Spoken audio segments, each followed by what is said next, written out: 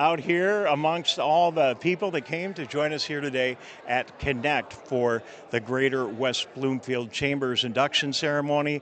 Always draws dignitaries and local elected officials. Noah Arbit, State Representative here. Hi Noah, how you doing? Hi, good, how are you? Fantastic. So has it been boring up in Lansing the last 6 months? It certainly has not been boring up in Lansing. So what's the number one thing that you're working on that's going on in the state capitol that affects us back here in West Bloomfield? I know it may be hard to limit it to one. Well, it's always down to local funding. Anything that I can do, I've submitted a form for all of our local elected officials in the Greater West Bloomfield and Commerce area to submit to me for local projects that I can advocate for funding for in the state budget. Hopefully this year we'll get a state budget on time by the constitutional deadline that we have. And so that's my hope, is to bring back any resources I can to Greater West Bloomfield. So it's interesting you mentioned that, because I was sitting in the Keego Harbor City Council meeting and your name obviously popped up. So this is a process people probably don't realize, that you as an elected official here in Michigan and our representatives in Congress have the opportunity to endorse, I don't know if it's the right word, but look for some projects that they believe are worthy. You can only mention, work on so many, but that's got to be difficult, because I'm sure there are many worthy projects in our area. Yeah, well, I'm proud to have gotten a record amount of state funding back to Greater West Bloomfield and Commerce in my 3 years in the legislature. $5.5 million. It's more than we've ever received in the state budget ever before, and that's a consequence of us having one representative and one state senator, and not being gerrymandered to bits, and having someone who's able to advocate fiercely and relentlessly as I've done.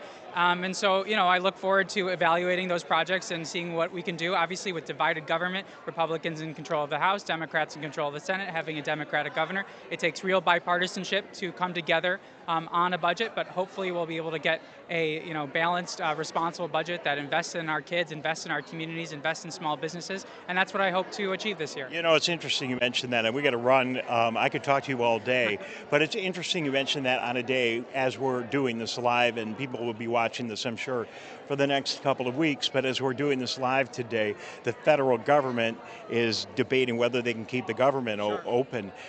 It's not easy putting these budgets together and working across the aisles. Is it easier, or does it happen more often locally than we see in the national scene, where it seems to be quite a stalemate? Well, things are at a fever pitch right now. I mean, we're looking at, frankly, a federal government that is trampling on the rights of so many Americans, and I think that has its implications for whether Congress is able to, fund the Department of Homeland Security, and certainly has downstream effects here, because we in the state of Michigan don't want to see anything like what's happening in Minnesota here in Michigan. And so, as your state representative here in West Bloomfield, I've been sponsoring legislation to make sure that we have no funding for law enforcement that violates people's habeas corpus rights, and similar legislation. We don't want to see what's happening in Minnesota happen here.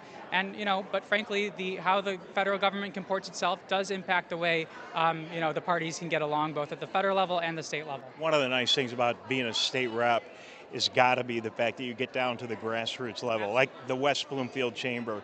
We got to go, but just a minute or two on the impact of the chamber. I think the chamber is an amazing organization, and it's so amazing and gratifying to see that it's really going to renew itself and going for real dynamism here, because we do have so many amazing small businesses.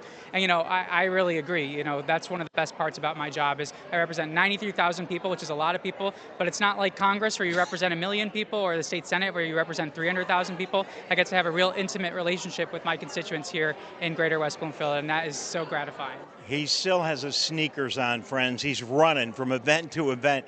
I know how hard you work. Thank you for everything you do. Thanks, appreciate it. State Representative Noah Arbit joining us here.